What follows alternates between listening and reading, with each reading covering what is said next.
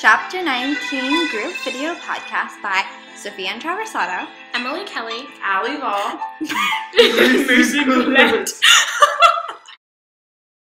Many factors led to the unification of the Atlantic economy, such as agricultural improvement, population pressure, and the growing cottage industry. Another characteristic of the Atlantic economy was the growth of world trade based on New World colonies.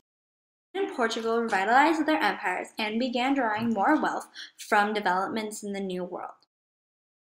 Northwestern countries, including France and the Netherlands, benefited most from this New World trade, but above everyone was Great Britain. With the country's formation in 1707, Great Britain became the leading aquatic power and an economic powerhouse. This map shows the trade paths between Africa, Europe, and the Americas. The Atlantic economy linked these four continents together through the exchange of goods and slaves. This resulted in both economic growth and military conflict. England's power as a commercial leader in the 18th century used the origins of 17th century mercantilism. European mercantilism aimed to strengthen the power of the nation overall by favoring exports over imports and carefully balancing foreign trade. The basic idea of mercantilism is to strengthen the nation's economy by exporting more than importing, thus relying on goods being sold out of the country more than goods being brought from other countries. Louis XIV's financial advisor, Colbert, was a fine example of turning France into an economic European superpower through mercantile ideals. England's mercantilists focused on serving the needs of the state overall instead of just individuals or groups, unlike in nations such as France, who did the opposite. England's economic goals led to the mercantile system of the Navigation Acts. The Navigation Acts meant that most goods imported from Europe into England and Scotland had to be carried on British ships, or of the country producing the product. The colonists were required to ship their products on British or American ships and had to buy almost all of their European goods from Britain. The outcome of this, Britain targeted the Dutch, who were ahead in shipping and foreign trade. The Navigation Act caused 3 Anglo-Dutch wars between 1652 and 1674. That damaged the Dutch's economy, as well as giving the British the shipping port of New Amsterdam, which is now known as New York. After this, France was left as Great Britain's biggest rival in the competition for overseas expansion. This timeline shows the expansion of Europe from the 17th to the 20th century. You can see that in 1750, 50% of English nails are now being distributed to colonial lands. It also highlights some of the major events and wars during the period, such as the British and French Maritime Wars and the Navigation Acts.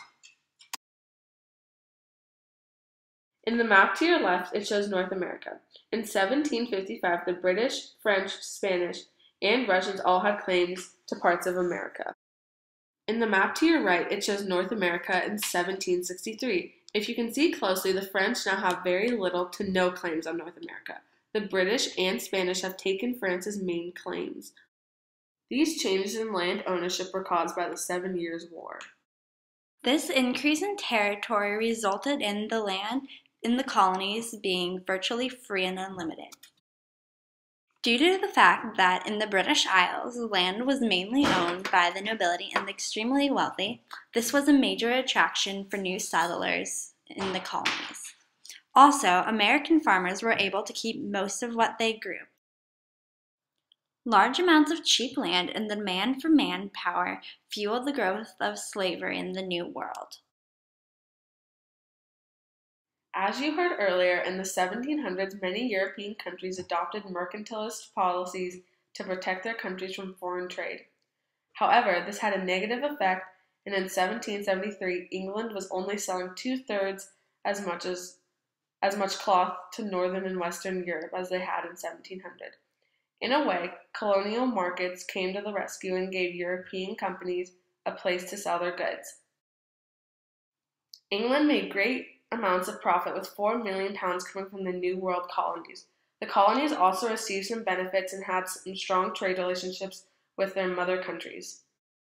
English trade became more balanced and diversified, with different goods going to different continents based on the people's needs. Foreign trade became extremely important to almost all industries in Europe. However, this did not last forever, and the mercantilist policies led to the American Revolution, taking away a portion of Britain's power. Another result was the growth of cities such as London, which went from 400,000 people in 1650 to almost 900,000 in 1800, becoming the super city of the West. These cities were tightly packed, which forced different social classes to have to mingle with each other. Sometimes in London, the rich and the poor would live next door. Perhaps the most important effect was pressure to find new and improved ways to effectively produce more goods. This goal led to the industrialization of Europe. Thanks for listening!